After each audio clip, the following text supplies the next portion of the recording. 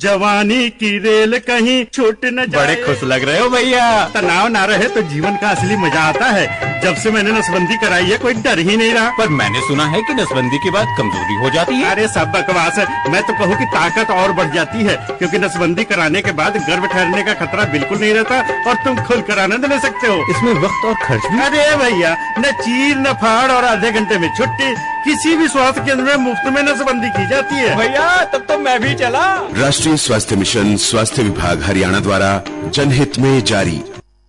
मतदाता बनना हुआ आसान। कैसे? हरियाणा की मतदाता सूची के संशोधन का कार्य 2 से 16 अगस्त तक चलेगा। कोई भी पात्र नागरिक जिसकी आयु 1 जुलाई 2024 को 18 वर्ष या इससे अधिक है और वह मतदाता के रूप में रजिस्टर्ड नहीं है, वह अपना वोट बनवाने के लिए आवेदन कर सकते हैं। कैसे? वोटर हेल्पलाइन ऐप डाउनलोड करके ऑनलाइन आवेदन किया जा सकता है। इसी प्रकार फॉर्म 6 भरकर संबंधित जिला निर्वाचन कार्यालय अथवा बूथ लेवल अधिकारी के पास प्रस्तुत कर सकते हैं। अधिक जानकारी के लिए टोल फ्री नंबर 1950 पर संपर्क करें। मुख्य निर्वाचन अधिकारी हरियाणा द्वारा जनहित में जारी। नमस्कार, ये आकाशवाणी चंडीगढ़ है। अब आप प्रतीका से प्रादेशिक समाचार सुनिए। पहले इस बुलेटिन के मुख्य समाचार। केंद्रीय गृह मंत्री अमित शाह ने आज चंडीगढ़ के मनीमाजरा में 24 घंटे जलापूर्ति की एक प्रायोगिक परियोजना का उद्घाटन किया। हरियाणा के मुख्यमंत्री नायब सिंह ने आज पंचकूला में एक पेड़ मां के नाम थीम पर आयोजित राहगिरी कार्यक्रम में वृक्षारोपण कर पेड़ लगाने का संदेश दिया। भारतीय जनता पार्टी ने आज कुरुक्षेत्र की अनाज मंडी से विधानसभा चुनाव में विजयी के लिए शंखनाद किया। मुख्यमंत्री नायब सिंह ने आज कुरुक्षेत्र में किसानों का 133 करोड़ रुपए का आबियाना माफ करने और 24 फसलों को न्यूनतम समर्थन मूल्य पर खरीदने का ऐलान किया। और भारतीय हॉकी टीम पेरिस ओलंपिक्स में ग्रेट ब्रिटेन को हराकर सेमीफाइनल में पहुंची। अब समाचार विस्तार से। केंद्रीय गृह मंत्री अमित शाह ने आज चंडीगढ़ के मनीमाजरा में 24 घंटे जलापूर्ति की एक प्रायोगिक परियोजना का उद्घाटन किया। इस अवसर पर पंजाब के राज्यपाल एवं केंद्र शासित प्रदेश चंडीगढ़ के प्रशासक गुलाब चंद कटारिया भी उपस्थित रहे। श्री अमित शाह ने अपने संबोधन में कहा कि इस परियोजना से मनीमाजरा के लगभग 1 लाख लोगों को फायदा होगा। पहला मजला हो या चौथा मजला, जरूरी प्रेशर के साथ मनीमाजरा के पूरे क्षेत्र में 1 लाख लोगों को पानी मिलने की आज से शुरुआत हो रही है। लगभग 75 करोड़ इसके पीछे खर्च हुआ है। 1 लाख से ज्यादा आबादी को इसका फायदा मिलेगा और 855 एकड़ में फैली हुई ये बस्ती आबादी 22 किलोमीटर नई पाइपलाइन से अब 24 घंटा पानी की उपलब्धता होगी। ये परियोजना स्मार्ट सिटी मिशन का हिस्सा है, जिसका उद्देश्य लगातार उच्च दबाव के साथ जलापूर्ति के माध्यम से जल भंडारण को कम करते हुए पानी को बर्बाद होने से बचाना है।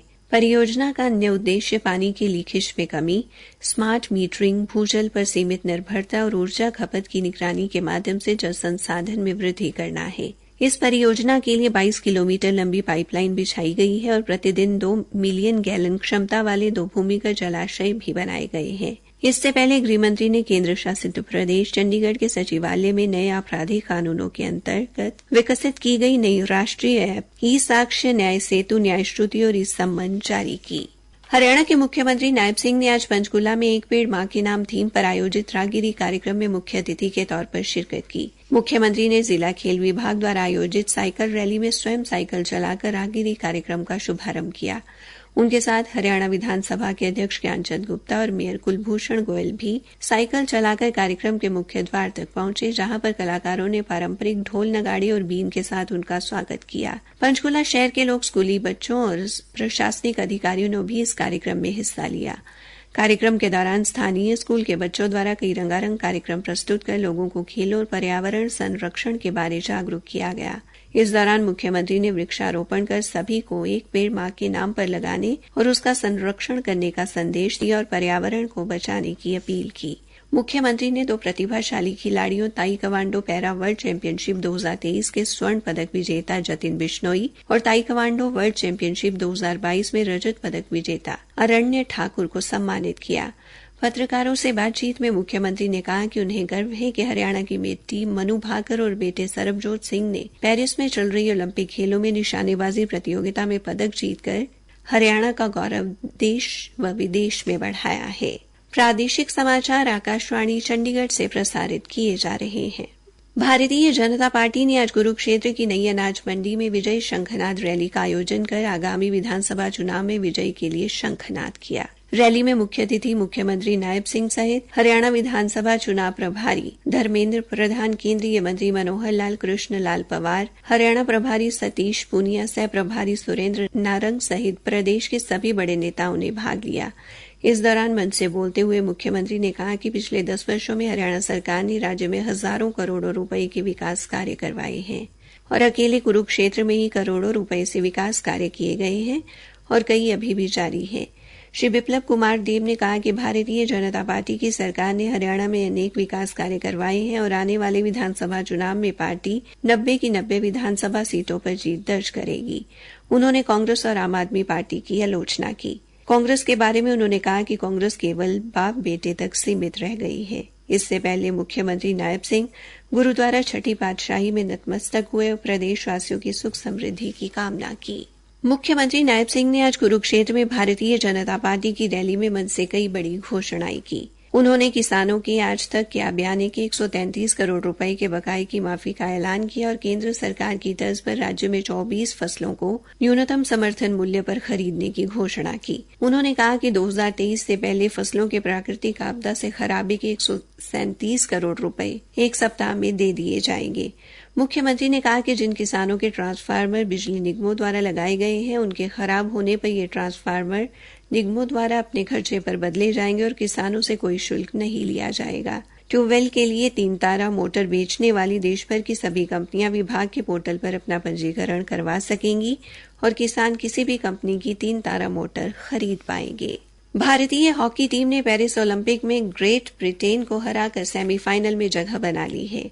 कप्तान हरमनप्रीत सिंह के नेतृत्व में भारतीय टीम ने ग्रेट ब्रिटेन को शूटआउट में 4-2 से हराया।